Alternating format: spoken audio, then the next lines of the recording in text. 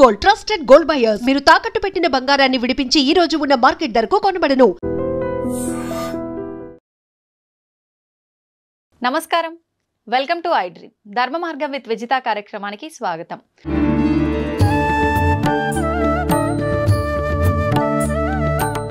స్వామిజీ, ఇప్పుడు ఆహారం అన్నారు కదా, సాత్విక ఆహారం అని చెప్పి, అంటే మాంసాహారం తినే వాళ్ళు కూడా ఉంటారు. ఈ మధ్య కాలంలో అసలు మాంసాహారం తినాలని ఎక్కడ రాసి పెట్టలేదు. మాంసాహారం తినడం తప్పు, అది నిషేధం అని చెప్పి చెప్తున్నారు. మరి నిజంగా మాంసాహారం తినడం తప్పు అయితే మనకు కొన్ని ప్రాంతాల్లో దేవతలకే బలిచ్చి దాన్ని నైవేద్యంగా నివేదన చేసి తినే ఒక సాంప్రదాయం కూడా కొన్ని ప్రదేశాల్లో ఉంది. మరి మాంసాహారం నిషేధం అని ఎలా చెప్తారు? కరెక్ట్, మీరు అన్నది. దేవతలు బలి అడుగుతారు, ఆ బలి వాళ్ళకి ఇవ్వాల్సిందే. బలి ఇచ్చినారు, మళ్ళీ ఇచ్చిన దాన్ని ఇంటికి తెచ్చుకొని తింటున్న దేవుడు అలా తెచ్చుకో. నీ జిహ్వ చాపల్యానికి దాన్ని దేవుని పేరు చెప్పి బలి ఇచ్చి నువ్వే తింటున్నా. దేవత తింటుగా, కానీ దేవత కోడిని అడిగింది, మేకను అడిగింది, దున్నపోతును అడిగింది. ఓకే, ఏ మేక, ఏ కోడి, ఏ దున్నపోతు అనేది మనకు అర్థం కాక అవి ఇస్తాను. మనలో ఒక కోడి ఉంది, మనలో ఒక మేక ఉంది, మనలో ఒక దున్నపోతుంది. ఏంటి స్వామి, వాటిని బలి ఇయ్యరా అంటుంది. అవేంటి? కోడి ఏమంటుందమ్మా? కుక్కురుకు అంటుంది. కోరిక కోరిక కోరిక అని మనం అంటున్నాంగా. అవసరమైనటివి అవసరం లేనటివి దిక్కుమాలిన కోరికలు కోరుకుంటాండామే. నీ అతి కోరికలోనే ఆ కోడిని నాకు బలి ఇచ్చేరా. ఎంత నువ్వు కోరికలు తగ్గించుకుంటే నువ్వు అంత హ్యాపీగా ఉంటావు. కోరికలు ఉండాల్సిందే. అతి కోరికలు, దురాశ కోరికలు, ఆశ దురాశ అంటాం కదా, అత్యాశ, అవి ఉండకూడదు. ఆశ ఉండాల, కోరికలు ఉండాల. నేను బాగుండాలా, సమాజం బాగుండాలా, అందరూ బాగుండాలా. ఇది ఎట్లుంది, నేనే బాగుండాలా అనేది ఎట్లుంది. అటువంటి కోడిని నాకు బలి. ఇంకా మేక అదేమంటుంది చెప్పండి? శబ్దం చేసి చూపించాలా స్వామిజీ? మే మే మే అంటుంది. మై మై మై, నాది నాది నాది. వామ్మో, ఇంత అర్థం ఉంది. నాది కాదురా, మనది మనది అనడం నేర్చుకో. నీలో ఉన్న ఆ నాది అని అరిచే ఆ మేకను నాకు బలి. ఇంకా మీ తెలుగులో అంటారు, దున్నపోతు మీద వాన కురిసినట్లు. అవును అవును. ఎవడు ఎట్లా పోతే పర్వాలే, ఎవడు మంచి చెప్పినా వినేది లేదు, నా దారి నాది. అవును, అదే బఫెలో అంటారు కదా దున్నపోతుని ఇంగ్లీష్లో. ఇప్పుడు మనం అందరం బఫెలోలమే. అంతే అంటారా? ఎందుకంటే బఫేలోకి పోయి డిన్నర్ చేస్తాం కదా. కరెక్టే కదమ్మా. ఆడ ప్లేట్ ఎత్తుకొని పిచ్చకాడలాగా కూర వేయి, పప్పు వేయి, సాంబారు వేయి అని అడుక్కుంటా తినేది. నిలబడి నడుచుకుంటా తినేది. దున్నపోతులే కదా ఆ పని చేసేది. మనం ఏం చేస్తాం, శుభ్రంగా ఒక పీట కూర్చుని ఇంకో పీట ఎత్తుగా వేసి, భోజనానికి ఎత్తు పీట వేసి మనం చాప మీద కూర్చొని దాన్ని 3 సార్లు సంప్రోక్షణ చేసి దేవునికి అర్పించి ప్రసాదంగా తింటాం. అది తినే పద్ధతి. అన్నం తినేటప్పుడన్నా ప్రశాంతంగా కూర్చోకుండా వాటితో మాటలు ఈయనతో మాటలు, ఆడొక చెంచా ఈడొక చెంచా, ఏం తిండేది? మాకు టైం లేదు కదా. ఒకసారి అడిగాడు ఒక ఆయన, ఏం నాయనా ఇంత లేటుగా వచ్చినావు? బఫేకి పోయి వస్తున్నావు. అవును, నువ్వు బఫేల్లో పోయి వచ్చినావు, బఫేల్లో అయ్యి వచ్చినావు. ఏం స్వామి అన్నాడు. మళ్ళీ బఫేలో చేసే పని నువ్వు చేస్తాడు. అది పోతా పోతా గడ్డి కనపడిందంటే తింటా పోతానే ఉంటావు. సో ఆ లక్షణాలు కావు. నీలో ఉన్న ఆ అలసత్వము, అవికారత్వము, అటువంటి దున్నపోతు నీలో ఉంది. నువ్వు దున్నపోతు కాదు, మనిషివి. నీలో ఉన్న ఆ దున్నపోతుని మాకు బలి దేవతలు కొడతారు. వాళ్ళు కోరుకున్న అసలు బలి అది. మనం జిహ్వ చాపల్యానికి నోరై మసాలా పక్కింట్లో ఎవడో వండాడు, మనం వండాలి. ఇంకా కొంతమంది వాడి కోడికూర తినాలని ఉంది, ఇంట్లో తినకూడదు అని అన్నారంటే వాడికి ఆ రోజు పూనకం వచ్చేస్తుంది. అమ్మవారు నన్ను అడిగారు 2 కోళ్ళు ఇయ్యి అని. ఇంకా చచ్చినట్లు అమ్మవారు అడిగారు, కోళ్ళు ఇస్తారు. ఇచ్చినాడంటే వీడి ఇంటికి తెచ్చుకొని దాన్ని జుట్టు పీకి, కోడి పీకి, అది చచ్చేటప్పుడు అది ఎంత బాధపడుతూ వస్తుందో ఆ బాధే మనకి ఇప్పుడు శాపాల. ఈ దిక్కుమన్న కొత్త కొత్త రోగాలు, ఈ ప్రకంపనాలు, ఈ ప్రకృతి ప్రకోపాలు వచ్చేదానికి కారణం ఆ జంతు ఘోష. మరి ఇప్పుడు సాత్విక ఆహారం అంటే మొక్కలకు కూడా ప్రాణం ఉంటుంది కదా గురూజీ, అది కట్ చేసిన తర్వాత దాన్ని కూడా చంపినట్టు అవదా? మేక కాలు ఇంచేసి కోసుకొని తిన్నాం, మేకకు మళ్ళీ కాలు వస్తుందా? రాదు. మీరు చెట్టు నరికేయండి, చిగురు వస్తుంది మళ్ళీ. దేవుడు మనకి ఇచ్చాడు ఇది. ఇప్పుడు మాంసాహారం తినే జంతువులను మనం ఏం పేరు పెట్టి పిలుస్తాం? క్రూర జంతువులు అంటున్నాం. అవును, కూరలు ఉన్నాయి దానికి, దాని పేగుల డిస్టెన్స్ తక్కువ. అది ఒకసారి తిన్నాక 4-5 రోజుల వరకు దానికి అరగదు. బాగా తిని నిద్రపోతున్న సింహం దగ్గరికి మీరు పోయినా అది మళ్ళీ మన మీద పంజా విసరతాం. అది ఫుల్లీ సాటిస్ఫైడ్. దానికి ఆ తిండి దేవుడు ఇచ్చాడు. ఓకే, దాన్ని క్రూర జంతువు అని పిలుస్తుండవు. మరి నువ్వు తింటున్నప్పుడు నువ్వు ఎవడివి? నువ్వు క్రూరుడివే. అవును. రెండవది, మాంసాహారం వండేటప్పుడు దాంట్లో దిక్కుమాలిన మసాలాలన్నీ వేస్తారు ఆ కంపు రాకుండా. ఈ మసాలాలు మనలో తమో గుణాన్ని రజోగుణాన్ని పెంచుతాయి. బాగా కారం తినండి, కంట్లో నీళ్ళు వచ్చేంత కారం తినండి. ఎవడో ఒకడు ఒక మాట అనగానే హై నన్ను అంటావా అంటారు, వెంటనే వస్తుంది కోపం. వస్తుంది. ఈ కోప ప్రకోపాన్ని కామ ప్రకోపాన్ని పెంచేది కారణం మనం తింటున్న ఆహారం. తో మనకు దేవుడు ఈ కాయగూడ్లు పండ్లు ఎన్ని ఇచ్చాడు. మీరు అన్నట్లు నిజంగా దాంట్లో కూడా ప్రాణం ఉంది, కానీ దాంట్లో మళ్ళీ చిగురించే శక్తి ఉంది. దీంట్లో అట్లా లేదు. అది ఒకసారి చచ్చిపోయింది, ఇంకా మళ్ళీ అది బతకదు అది. అయితే ఇప్పుడు మనం తీసుకునే ఆహార ప్రభావం వల్లే మనకు వచ్చే ఈ ఆరోగ్యానికి సంబంధించిన ఇబ్బందులు అనుకున్నాం కదా స్వామీజీ. మరి ఇప్పుడు చాలా వరకు మనం చేసుకున్న కర్మలను బట్టే మనకు ప్రతిదీ వస్తుంది అంటాం కదా. అంటే కొంతమంది ఎటువంటి ఆహారం తీసుకున్నా కూడా మంచిగా ఉన్న వాళ్ళు ఉంటారు, అన్ని రకాలుగా మంచి పూర్తి హెల్తీ ఫుడ్ తీసుకున్న వాళ్ళు కూడా అనేక రకాల ఇబ్బందులకు గురవుతుంటారు. వాళ్ళ కర్మలను బట్టి ఉంటుంది. ఓకే, గత జన్మ కర్మానుసారం వాళ్ళకి ఏం జరగాలనో అవి జరుగుతూ ఉంటాయి. ఓకే. అయితే స్వామీజీ ఇప్పుడు ఈరోజు పేపర్లో మీరు చూసి ఉంటారు, యాంటీబయాటిక్స్ ఎక్కువగా ఇస్తున్నారు జంతువులకు, అవి త్వరగా గ్రో కావాలని, అవును అవును, ఎక్కువ బరువు తూగాలని. అవి ఆ బయోటిక్స్ దాని మాంస కణాలలోకి చేరి మనం తింటున్నప్పుడు ఆ యాంటీబయాటిక్స్ మనకి నెగటివ్ రోగాలు తెచ్చేదానికి కారణభూతమైతాండాయని సైంటిస్టులు చెప్తాండారు. ఓకే ఓకే, అంటే మాంసాహారం తినకుండా ఉండడమే ఉత్తమం. సరే, ఒక్కటి మీకు మాంసాహారం ఇష్టమే, ఆ జంతువులు తిన్నట్లే మేక పులి తిన్నట్లే, మేకను పులి తిన్నట్లే పచ్చి తినండి ఒకసారి. అమ్మా, అలా ఎలా సాధ్యపడుతుంది? బస్ హోగా, వెగటు పుట్టేస్తుంది ఒక్కసారి పచ్చిది మీరు తినగలిగినారు. ఒకవేళ ఒక 1/2 కిలో తిన్నారు అంటే 3 రోజులు అనారోగ్యంతో బాధపడతారు. It will not digest. దాన్ని చండాలంగా ఉడకబెట్టి దాంట్లో ఏందేందో మసాలాలు వేసి మిగిలితే మళ్ళీ ఫ్రిడ్జ్లో పెట్టి 2వ దినం వేడి చేసి ఇట్లాంటి ఫుడ్లన్నీ తినడం మూలంగానే మన మెటబాలిజం, టైం క్లాక్ అన్నీ దెబ్బతింటారు. కొన్ని ప్రాంతాల్లో పచ్చి మాంసం తినే మానవులు కూడా ఉన్నట్టుగా మనం చూస్తుంటాం. వాళ్ళు హ్యాబిచ్యువేటెడ్, వాళ్ళకు తరతరాలుగా వాళ్ళ జీన్స్ అది ఉంది. ఓకే, మనము తరతరాలుగా భారత రామాయణ కాలాల నుంచి ఆ ఋషిమునులు అందరూ కూడా సాత్వికాహారమే. అంతెందుకమ్మా, ఇప్పటికిప్పుడు భూమి మీద నీళ్లలో కాదు, నీళ్లలో తిమింగలాలు ఉంటాయి, భూమి మీద ఉండే అత్యంత బలమైన ఎత్తైన జంతువు ఏది? ఏనుగు. ఇంకా రెండోది ఖడ్గమృగం.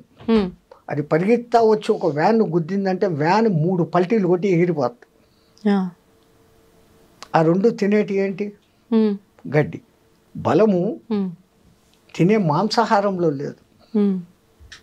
కాయగూరలలో ఉన్నంత విటమిన్లు, ఖనిజాలు, లవణాలు మాంసాహారంలో లేవు. అన్నిటికన్నా విచిత్రము, ప్రపంచంలో ఏ జంతువు ఉడకేసి తినడంలే, అవి కంటద్దాలు పెట్టుకోవడంలే, చోటు మిషన్లు పెట్టుకోవడంలే. ఈ దిక్కుమాలనోడే పెట్టుకుంటున్నాడు. ఎందుకు అంటే ఉడకేసి తింటున్నాడు, సహజమైన తిండి తినడంలే. అందుకే ఇప్పుడు సహజ ఆహారము, పండ్లే తినండి, జ్యూసులే తాగండి, మళ్ళా పాతకాలం టైటిల్లోకే వస్తున్నాం. దునియా goal high, Phir K ఉదర్ co he ఆ జాయేగా, మళ్ళీ అక్కడికే వస్తున్నాం. అయితే ఇప్పుడు ఆహారము మీరు చెప్పినట్టుగా ఆహారం పాతకాలంది రావటమే కాకుండా ప్రతిదీ కూడా వస్త్రాల దగ్గర నుంచి పాత్రల దగ్గర నుంచి ప్రతిదీ పాతకాలంవి మళ్ళీ ఇప్పుడు వస్తున్నాయి కదా స్వామీజీ. తప్పదు. ఇప్పుడు పంచకట్టు మళ్ళీ పెద్ద ఫ్యాషన్. అవును, ఎవడో సినిమాలో హీరో కట్టుకున్నా అంటే ఇంక అందరూ అయితే. అంతే. ఈ గొర్రెదాటుడు వ్యవహారం వదిలిపెట్టి ఇంకోతో కంపారిజన్ వదిలిపెట్టాలి ఫస్ట్. నేనుగా ఉంటాను, నా వరకు నేను ఉంటాను, నేను బాగుంటే లోకము బాగుంటుంది, ఆ ఫీలింగ్తో ఉండగలగాలి. రెండవది న్యాచురల్గా ఏది వస్తుందో దాన్ని యాక్సెప్ట్ చేసుకోవాలి. పరమాత్ముడు ఒరే జాగ్రత్త పడు అని ముందు కొంచెం సైట్ తగ్గిస్తాడు, వెంటనే కంటద్దాలు షాపు పోతాం, కళ్ళు పెట్టుకుంటాం. పండ్లు ఊడగొడతాడు, పండ్ల డాక్టర్ దగ్గర పోతాం, కొత్త పండ్లు కట్టుకుంటాం. వినకుండా చేస్తాడు, చెవిటి మిషన్లు పెట్టుకుంటాం. అన్నిటికన్నా ముందు ఆయన ఇచ్చే లెటరు తెల్ల జుట్టు, వెంటనే డై కొట్టుకుంటాం. అక్కడనే డై మొదలైంది మన డై. సో వీడు ఎక్కడ మన మాట వినడం లేదు, నేను ఎత్తుకొని అక్కడ చెప్పడు. ఇంకా ముందు 3-4 సార్లు చెప్పాడు, అన్ని అవకాశాలు అయిపోయినాయి, వినుకోకపోతే ఇంకా డైరెక్ట్గా ఎత్తుకొని. సో ప్రకృతిలో లోబడి నువ్వు జీవించినప్పుడు ఆ ప్రకృతి నిన్ను కాపాడుతుంది. ధర్మో రక్షితి రక్షిత. మనం ప్రకృతికి విరుద్ధంగా పోతున్నాం, చెట్లు కొట్టేస్తున్నాం, అడవులను నరికేస్తున్నాం. అడవుల్లోని జీవాలు ఊరి మీద పడతాయి. ఓ పులి ఊరి మీద పడింది, అది ఎందుకు పడింది? అది ఉన్న ప్రదేశాన్ని నువ్వు కట్టేసి ఇల్లు కట్టుకున్నావు, అది ఎక్కడికి పోవాలి? దానికి స్థలం లేకుండా చేస్తున్నావు. దాని మానాన దాన్ని వదిలిపెట్టి నువ్వు అడవిలో కాకుండా నీకు ఉన్న కొద్ది స్థలంలో నువ్వు కట్టుకుంటే లే, ఒక్కడు ఉండేదానికి 6 బెడ్రూమ్లు ఇల్లు కట్టుకుంటాడు, అవసరమా? మరి ఇవన్నీ ప్రకృతికి విరుద్ధంగా జరుగుతున్నప్పుడు భగవంతుడు అంటే ఆపే ప్రయత్నం చేయాలి కదా. ఒక్కొక్కసారి ఆ భూకంపము అనేది భూమాత క్షమయా ధరిత్రి, భరిస్తుంది భరిస్తుంది భరిస్తుంది. అమ్మ కూడా అమ్మ అమ్మ అని 10 సార్లు పీక్తాడు, ఒకసారి పీక్తుంది కదా. అవును, తల్లి అయినా కానీ దండిస్తుంది. అట్లాగనే ఆ భూమాత భరించి భరించి భరించి ఇది ఈ జీవహింస, ఈ తవ్వకాలు, ఈ దమనకాండ అంతా చూసి చూసి చూసి ఏ రోజో ఒకరోజు కొంచెం అట్ట కదిలిస్తాడు, 2 సెకండ్లు కదిలితే చాలు, అంతా అతలాకుతలం, జై శ్రీరామ్ హో జాతా. ఈ మధ్య కాలంలో ఇలాంటివి భూకంపాలు, జలప్రలయాలు చాలా వరకు వచ్చిన సందర్భాలు ఉన్నాయి కదా స్వామీజీ. అంటే ఇవన్నీ పాపాలు ఎక్కువైపోవడం వల్లే అని అనుకోవచ్చా? ఇప్పుడు ఇంతకుముందు ఇంత వాహనాలు లేవు, అవును, వాతావరణం కాలుష్యమైంది, అవును, ఓజోన్ పొర దెబ్బతినేంత లెవెల్కు పోయింది. కార్బన్ డైఆక్సైడ్, కార్బన్ మోనాక్సైడ్, ఈ 2 పెరిగిపోయినాయి. అవును, పోనీ వాటిని గ్రహించుకొని ఆక్సిజన్ ఇచ్చే చెట్లను ఏం చేస్తున్నారు? నరికేస్తున్నారు. ఏమైపోతుంది మళ్ళీ? అదేమో ఎల్నినో ప్రభావం అనేది ఏర్పడి సముద్రాల ఉష్ణోగ్రత పెరుగుతుంది. అది పెరిగితే ఏమవుతుంది? సముద్రం ముందుకు రాను మొదలు పెడుతుంది. మెల్లగా ఈ ఓడరేవులు బోడరేవులు మెల్లమెల్లగా మునగను మొదలు పెడతాయి. అయితే ఇప్పుడు ఇలాంటి ప్రళయాలు వెంటగా రావటం వల్ల చాలా మంది అంటే ఎవరికి తోచినట్టుగా వాళ్ళు ఇంకా యుగాంతం వచ్చేస్తోంది, కలియుగం అంతమైపోతోంది, ఇలాంటివి 2025లో ఎక్కువ రాబోతుంది. కలియుగము మన వాళ్ళ లెక్క ప్రకారం 4,32,000 సంవత్సరాలలో ఇప్పుడు కృష్ణ పరమాత్మ కాలం చేసిన టైం నుంచి ఇప్పటికి లెక్కేసుకుంటే కలియుగ ప్రవేశం కృష్ణ పరమాత్మ పోయిన తర్వాత పరీక్షత్తు రాజ్యం చేసేసిన తరువాత అక్కడి నుంచి కలియుగం మొదలైంది.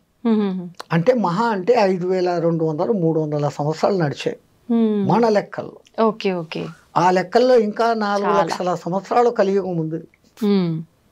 ఆ యుగాల పేర్లు ఆ మహానుభావులు ఎంత అద్భుతంగా పెట్టారు, ఎంత క్యాలిక్యులేషన్ ఉంది దాంట్లో. అవును, 4,32,000 సంవత్సరాలు టోటల్ చేయండి, 9 వస్తుంది. 4, 3, 2, 9. దాని పేరు కలియుగం. దానికి 2 ద్వాపర యుగం, అది 8,64,000 సంవత్సరాలు టోటల్ చేయండి, మళ్ళా 18. కలియుగానికి 3 త్రేతాయుగం, 12,96,000 సంవత్సరాలు టోటల్ చేయండి, 18. ఓకే. కలియుగానికి 4 కృతయుగం, 17,28,000 సంవత్సరాలు టోటల్ చేయండి, మళ్ళా 9. ఓకే. ఈ 4 యుగాలు కలిస్తే ఒక్క మహాయుగం. దాని టోటల్ ఎంత వస్తుంది? 43,28,000 సంవత్సరాలు టోటల్ చేయండి, మళ్ళా 9. 9 అనేది సర్వం ఖలిద్వం బ్రహ్మ. 3, 6, 9 సంఖ్యలకు ఎంతో ప్రాధాన్యత ఉంది అని మన శాస్త్రజ్ఞులు చెప్తే మనం నమ్మం. శంఖంలోంచి తీర్థం వస్తే బాగుంటుంది, ఇంగ్లీష్ వాడు చెప్తే నమ్ముతాం. అంతే. ఓ టెస్లా అనే ఒక ఇంజనీరు ఫారెన్లో, ఆయన ఈ 3, 6, 9 ప్రకారమే యూనివర్స్ అంతా కూడా నడుస్తుందని ప్రూఫ్స్తో చూపించాడు. ఆ అంకెల విచిత్రం కూడా అంతే తమాషాగా ఉంటుంది. రెండో ఎక్కాన్ని మీరు క్యాల్కులేట్ చేయండి. 2, 4, 6, 8. అది 3తో కలిసినప్పుడు 6 వచ్చింది. 2 3 6, 2 4 8, 2 5 10, మళ్ళా 1, 6 20, 2 6 12, మళ్ళా 3తో కలిసింది. 3తో వస్తుంది. ఇట్లా ఏది చేసినా కానీ 3, 6తో కలిసినప్పుడు ఏ సంఖ్య అయినా కానీ మళ్ళీ దాంతో మిక్స్ అవుతుంది. అది కానప్పుడు అది వివిధ సంఖ్యలను చూపిస్తుంది. 1 నుంచి 9 వరకు అంకెలేసి 3ను రౌండప్ చేయండి, 6ను రౌండప్ చేయండి, 9ను రౌండప్ చేయండి. మిగతాటి క్యాలిక్యులేషన్ చేస్తే ఈ 3, 6, 9తో కలిసినప్పుడు అది ఆ సంఖ్యను చూపిస్తుంది. మిగతాటప్పుడు అంతా తమ ఇండివిజువల్ నెంబర్స్ చూపిస్తుంది. 3 3 9, 3 4 24, మళ్ళీ 6. అది అంతా 3 6 9 చూపిస్తుంది. ఇంకో సంఖ్యను చూపించట్లే. అట్లాగనే 6వ ఎక్కం తీసుకోండి. 6 2 12, 3, 6 3 18, 9. అవే రిపీట్ అవుతాయి. ఇంకా 9వ ఎక్కం అయితే మీరు ఎంత పెద్ద సంఖ్యని హెచ్చవేసి దాన్ని సింగిల్ డిజిట్కు తెస్తే ఇట్ విల్ బికమ్ 9. సర్వం ఖలిద్వం బ్రహ్మ, అంతా బ్రహ్మలో కలిగిపోతుంది అనే దానికి ఆ సంఖ్య సూచకం. సర్వం ఖలిద్వం బ్రహ్మ. అందుకే నవవిధ భక్తి మార్గాలు అని నవగ్రహాలు. అసలు మన వాళ్ళు జపమాల 108 పూసలు ఉండాలి, అర్ధమాల 54 పూసలు ఉండాలి, నక్షత్రమాల 27 ఉండాలి. ఏది చెప్పినా కానీ 9. అట్లాగనే పూజలు అష్టోత్తర నామావళి, శతోత్తర నామావళి, అన్ని అష్టాదశ పురాణాలు, మహాభారతం 18 పర్వాలు. వ్యాసుడు వాడికి 18 సంఖ్య ఎంత ఇష్టం అంటే మహాభారతం 18 పర్వాలు, కురుక్షేత్ర సంగ్రామం 18 రోజులు, దాంట్లో అన్నిటికన్నా ఆణిముత్యం భగవద్గీత 18 అధ్యాయాలు.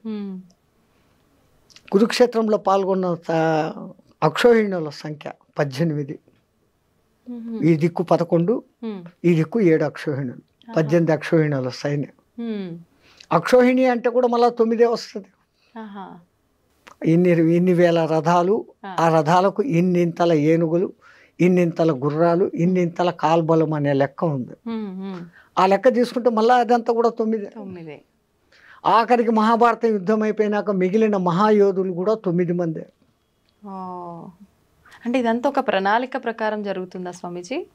Universe moving along the calculation of 369. మీరు ఆయన టెస్లా గారి పుస్తకాలు రెఫరెన్సులు చూసి మీరు వచ్చింది కదా ఇప్పుడు ఈ గూగుల్ దాంట్లో చూసినారంటే ఆయన దాని గురించి ఇచ్చిన వివరణ బ్రహ్మాండమైన వివరణ. ఈవెన్ పిరమిడ్ నిర్మాణంలో కూడా 3 6 9ల కనెక్షన్ ఉంది.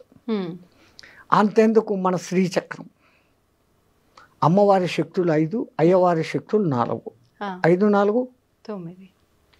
అసలు గురుపూసలు 108 పెట్టి ఒకటి గురుపూస అని పెడతారు, జపం చేస్తామంట. చేస్తే ఏమొస్తుంది అని అంటారు. ఇప్పుడు మన బతుకులంతా ఎక్కడుండాయి? 27 నక్షత్రాల్లో ఉన్నాయి. ఒక్కొక్క నక్షత్రానికి 4 పాదాలు, 27 × 4 108. మనం 12 రాశుల్లో 9 గ్రహాల మధ్య బతుకుతాను.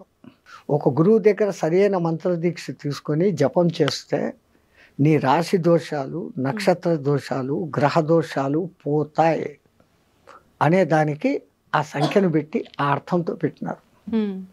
అయితే ఇప్పుడు ఎవరికి తోచినట్టు వాళ్ళు ఇప్పుడు ఇలా వీడియోల రూపంలో ఎవరైనా చెప్పింది పట్టించుకొని ఆ మంత్రం కానీ శ్లోకం కానీ ఎవరికి వారంటే పలానా ప్రాబ్లంకి ఈ మంత్రం పారాయణ చేయండి, జపం చేయండి అని చెప్తూ ఉన్నారు. అలా ఎవరికి వాళ్ళు చేసుకుంటున్నారు గురు ఉపదేశం లేకుండా. అది నిజంగా ఫలిస్తుందంటారా స్వామీజీ? దాని ఫలితం చాలా లేట్ అవుతుంది. గురు ద్వారా తీసుకోబడినప్పుడు నేను ఇప్పుడు గురు ఛత్ర ఛాయలో ఉన్నాను, నాకు ఒక గురువు ఇచ్చినాడు అన్న ఒక సగం బలంలో ఎంట్రీ అవుతుంది. అవును, పుస్తకాలు చూసేసి ఎవడో టీవీలో చెప్పేశాడు అది వినేసి చేసుకుంటే అది కాదు. గురుమంత్రం ఇవ్వడము ఎంత విధానం పెట్టారు మన పెద్దలు. ముందు వాడు మంత్రం తీసుకునేకి అర్హుడా కాదా అనే దానికి ఆ కాలంలో కొంతకాలం నా దగ్గర సేవ చేయి, ఆ తర్వాత నీకు దీక్ష ఇస్తాననే వాళ్ళు గురువులు. ఊరికి ఇచ్చే వచ్చి ఏదో 10,000 డబ్బులు తీసుకో దక్షిణ, ఇన్ని పండ్లు బట్టలు తీసుకో, ఇచ్చే మంత్రం అంటే ఇచ్చేస్తాండారు. అందున నీకే దేవుడు ఇష్టమో అడిగి ఆ మంత్రం ఇస్తాండారు. అట్లా జరగదు ఆ కాలంలో. అసలు ప్రశ్నోపనిషత్తులో ఎంత అద్భుతంగా చెప్పాడమ్మా. గర్గముని కొడుకు, గౌతముని కొడుకు, ఒక రాజు కొడుకు, ఇట్లా 6 మంది మహర్షులు అడవిలో పిపిలాద మహర్షిని వెతుక్కుంటూ వస్తారు. ఆయన కనపడినాక దండ ప్రమాణాలు చేసి చేతికి దర్భలు ఇస్తారు. ఆ కాలంలో అది సవిత్ప్రాణి అయిపోవాలా, వాళ్ళకేం కావాలా, ఆవులు గడ్డి, ఈ 2 కావాలి. ఎవరు నాయన మీరు అంటే నేను ఫలానా ఆయన కొడుకు, నేను ఫలానా. అమ్మ అంత గొప్ప వాళ్ళ కూర్చోండి అని వాళ్ళకి ఆర్ఘ్యపాదాలు ఇచ్చి, ఏంటి నన్ను ఎత్తుకుంటే ఎక్కడికి ఎందుకు వచ్చారు వాళ్ళు అంటారు, మాకు కొంచెం అనుమానాలు ఉన్నాయి, మా తండ్రులను అడిగాం, వాళ్ళు మాకు తెలీదు, ఆ పిప్పిలాదుడు తప్ప ఇంకెవడు చెప్పేవాళ్ళు లేడు, మీరు ఆయన్ని పోయి పట్టుకోండి అన్నాడు, మేము వెతుక్కొని వచ్చాం, మాకు ఆ సమాధానాలు కావాలా. రావడం, సమాధానాలు అడగడం, నేను చెప్పడము, అంతేనా? గురు శిష్య సంబంధం లేకపోతే కాదు. కొన్నాళ్ళు నా దగ్గర సేవ చేయండి, ఆ తర్వాత మీ అనుమానాలు ఏదో అడగండి. ఒక బాంబు వేశాడు అక్కడ, నాకు తెలిస్తే చెప్తాను అన్నాడు.